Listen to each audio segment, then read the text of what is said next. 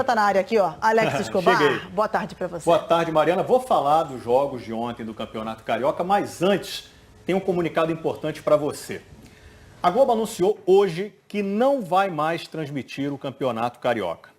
A emissora rescindiu o contrato que mantinha com a Federação de Futebol do Rio de Janeiro e com os clubes, mas manterá os pagamentos dessa temporada. No entendimento da Globo, o contrato foi violado ontem, quando a Flá TV exibiu ao vivo a partida entre Flamengo e Boa Vista. De acordo com o contrato, a Globo tinha exclusividade na transmissão dos jogos do Campeonato Carioca. A federação e 11 clubes assinaram esse compromisso. A exceção foi o Flamengo.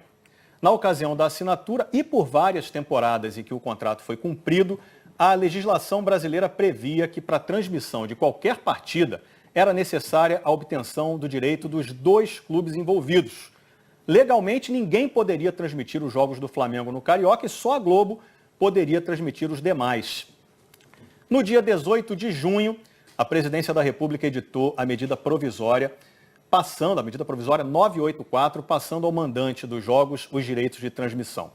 O Flamengo se baseou nessa MP para transmitir a sua partida ontem no Maracanã. E a Globo entende que a medida provisória não poderia alterar um contrato celebrado antes de sua edição e protegido pela Constituição. Como a Federação de Futebol do Rio de Janeiro e os demais clubes não foram capazes de garantir a exclusividade prevista no contrato, não restou à Globo outra alternativa além da rescisão e o encerramento das transmissões dos jogos do Carioca, incluindo os 3 jogos de hoje, gente, que encerram a 5ª rodada da Taça Rio, que seriam exibidos no Sport TV e no Premier. A Globo é parceira e incentivadora do futebol brasileiro há muitas décadas, entende a importância do esporte para clubes, jogadores, marcas e torcedores. E exatamente por isso, apesar da decisão de rescindir o contrato imediatamente, a Globo está disposta a fazer os pagamentos restantes dessa temporada em nome de sua parceria histórica com o futebol e da sua boa relação com as equipes.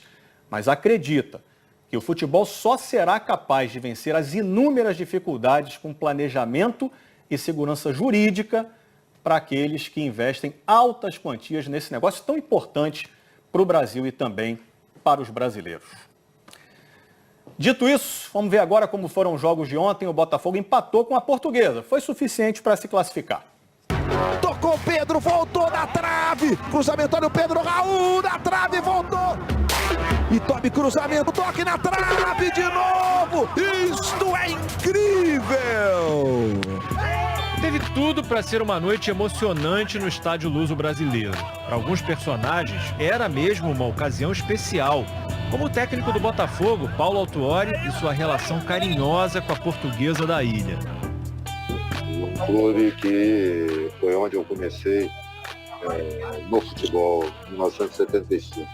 Ou o árbitro Rafael Martins de Sá, enfermeiro que atua na linha de frente do combate à pandemia do coronavírus no hospital em Maricá e pôde novamente exercer a outra atividade que ama. Depois de ficar fora da fase final da Taça Guanabara, o Botafogo só dependia de si para chegar às semifinais da Taça Rio. O jogo até começou quente, mas só pegou fogo mesmo quando já tinha passado da metade do primeiro tempo. Foram 3 lances de bola na trave, as melhores chances do Botafogo na partida. A primeira, Dilcinho jogou contra o Patrimônio. Depois, em bolas aéreas, com Pedro Raul. Cruzamento, olha o Pedro Raul na trave, voltou. Luiz Fernando passou da bola. E o lateral Fernando.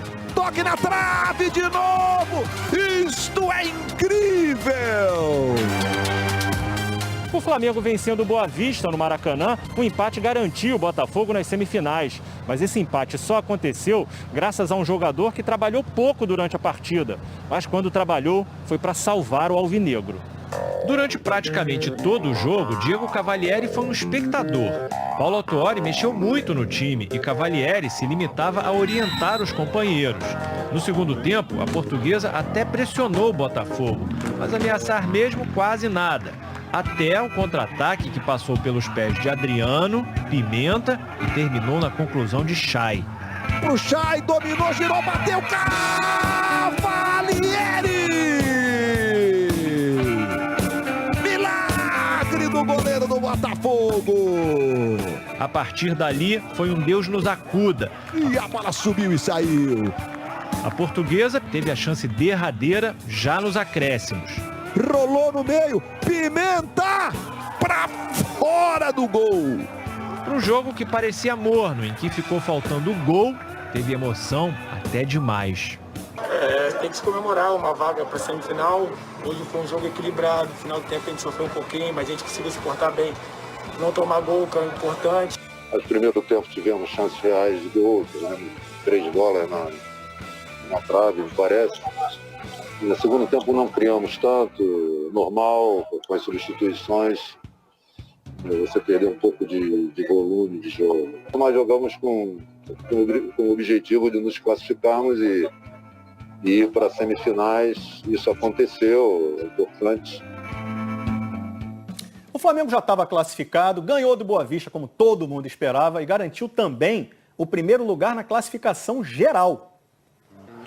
Um jogo de ataque contra a defesa. O Boa Vista não chutou a gol no primeiro tempo. Foram apenas 3 finalizações nos 90 minutos, contra 21 do Flamengo. Não são importantes para nós quem é o adversário, o que é importante para nós é as nossas ideias. E as ideias do Flamengo estavam bem claras. Pressão na saída do adversário, posse de bola e a busca pelo gol o tempo todo, mesmo com um desfalque importante. Para esse jogo contra o Boa Vista, Jorge Jesus não pôde contar com o Gabigol, que foi poupado com dores musculares na coxa. O atacante também estava pendurado. Se levasse mais um cartão amarelo aqui, ficaria fora da semifinal da Taça Rio. Mas não era esse o motivo da irritação do técnico português. O motivo também não era o Pedro, que estava doido para marcar. O atacante não fazia um gol desde fevereiro. Passou 5 partidas em branco, até receber essa bola do Arrascaeta e acertar esse chute meio diferente para o chão. 1-0.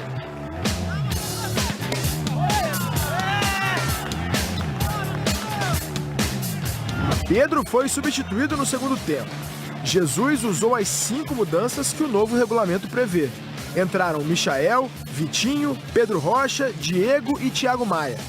Mas foi com o Michael que Jesus acabou perdendo a paciência, porque ele teve pelo menos 3 chances claras. Uma delas, esse lindo voleio, e não aproveitou nenhuma. Podíamos ter sido hoje daqui com mais golos. Não faltaram oportunidades, também com Arão, Everton Ribeiro, Léo Pereira. Chegou uma altura que todos queriam fazer gol, que acabaram por não fazer. Quem fez foi o Gerson. Uma pintura para um Maracanã vazio. Apesar das muitas chances, o jogo terminou apenas 2-0. O Flamengo garantiu a melhor campanha do estadual. Já estava garantido na semifinal da Taça Rio. E agora, se vencer também o segundo turno, será o campeão carioca sem precisar jogar as finais. Mas Jorge Jesus quer mais. Faltam-nos 2 jogos para praticamente, se Deus quiser, praticamente vamos ganhar tudo o que há no Brasil, faltando só a Copa que não a ganhamos. O Flamengo é uma nação, a gente sabe, mas essa Copa que o Jorge Jesus falou aí é a Copa do Brasil, tá? Que ele chegou a jogar no ano passado e não conseguiu vencer, né? A fase de grupos da Taça Rio termina hoje, tem Fluminense e Macaé, Fluminense praticamente classificado, e tem Vasco e Madureira, o Vasco numa situação mais difícil. O técnico Ramon Menezes deve repetir a escalação que venceu bem o Macaé.